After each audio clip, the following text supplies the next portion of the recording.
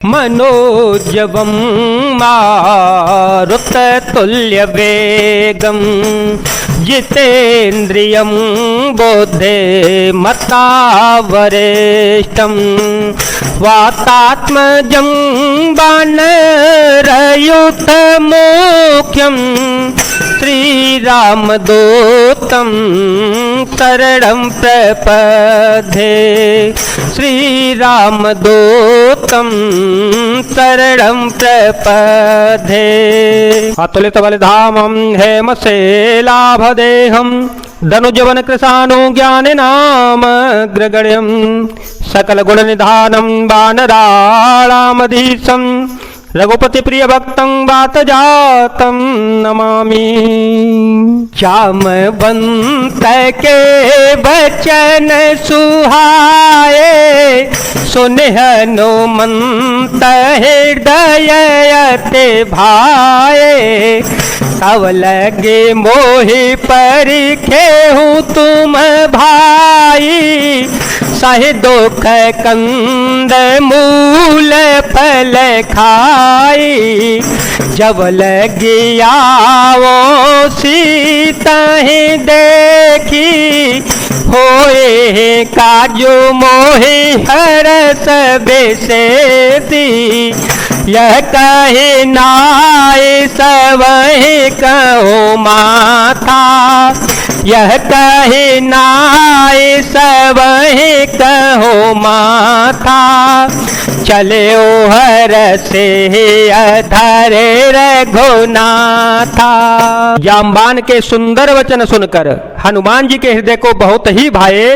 वे बोले, हे भाई तुम लोग दुख सहकर कंदमूल फल खाकर तब तक मेरी राह देखना जब तक कि मैं सीता जी को देख करके लौट के न आ जाऊं।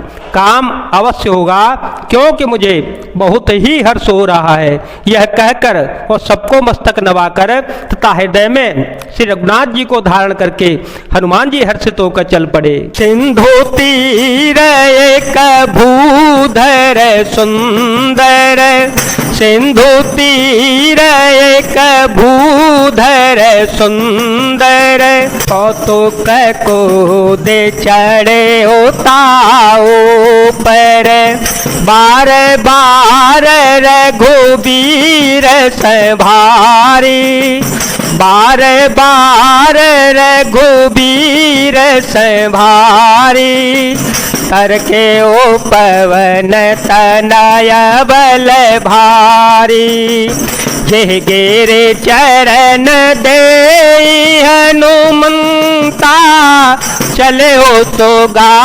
पाताल तुरंता जिमय मोघ रघुपति करबाना यही भांति चले ओ हनुमाना जलनिधि रघुपति दूत बिचारी जलनिधि रघुपति दूत बिचारी ते में नाथ होहि श्रमहारी मंगल भवन मंगलहारी द्रवहो तो दशरथ अजिर विहारी। समुद्र के तीर पर एक सुंदर पर्वत था।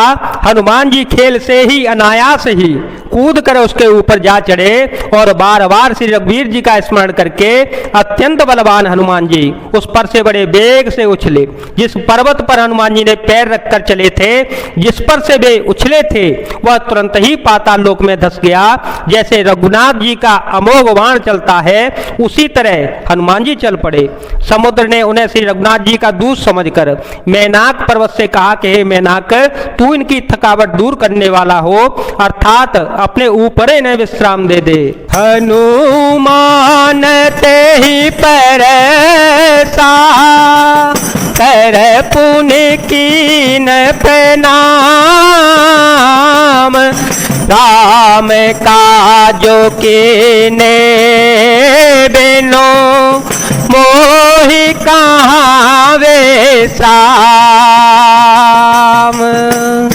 हनुमान जी ने उसे हाथ से छू दिया फिर प्रणाम करके कहा, भाई श्री रामचंद्र जी का काम किए बिना मुझे विश्राम कहाँ। जात पवन सुत देव देखा, जाने कहो बल बुद्धि विशेषा, सुरता नाम हिन के माता, पटये आए कही ते बाता, आजो सुर मोहि दीन आहारा, सुनत वचन कह पवन कुमारा, राम काजू कर फिर में आओ, राम काजू कर फिर में आओ, सीता कहे सोधे प्रभु सुनावो, मंगल भवन मंगल हारी, द्रवहो तो दशरथ अजर विहारी। देवताओं ने पवन पुत्र हनुमान जी को जाते हुए देखा। उनकी विशेष बल बुद्धि को जानने के लिए परीक्षार्थ उन्होंने सुरसा नामक सर्पों की माता को भेजा। उसने आकर हनुमान जी से यह बात कही कि आज देवताओं ने मुझे भोजन दिया है। यह वचन सुनकर पवन कुमार हनुमान जी ने कहा, श्री राम जी का कार्य करके मैं लौट आऊं और सीता जी की खबर प्रभु को सुना दूं। तब तब बदन पैठी हो आई, तब तब बदन पैठी हो आई, सत्य कहूँ मोहे जान दे माई, कवने हो जतन दे नहीं जाना, कवने हो जतन दे नहीं जाना, ग्रस से न मोहे कहे ओ हनुमाना, जो जन भरे ते ही बदनु पसारा, कपतनो कीन दो गुण विस्तारा, सूर है जो जन मुख ते ही खायऊ, तुरत पवन सुत बत्तीस भयऊ, जस जस सुर सा बदनु बढ़ावा, सासु दून कपि रूप देखावा, सतजो जन ते ही आनन कीना, सतजो जन ते ही आनन कीना, अतिल गुरूप पवन सुतलीना, मंगल भवन मंगल हारी, जब हो तो दशरथ अजीर विहारी। तब मैं आकर तुम्हारे मुंह में घुस जाऊंगा, तुम मुझे खा लेना। हे माता, मैं सत्य कहता हूँ, अभी मुझे जाने दे। जब किसी भी उपाय से उसने जाने नहीं दिया, तब हनुमान जी ने कहा, तो फिर मुझे खा न ले। उसने योजन भर 400 कोस में मुंह फैलाया। तब हनुमान जी ने अपने शरीर को उससे दूना बढ़ा लिया। उसने 16 योजन का मुख किया। हनुमान जी तुरंत ही 32 योजन के हो गए।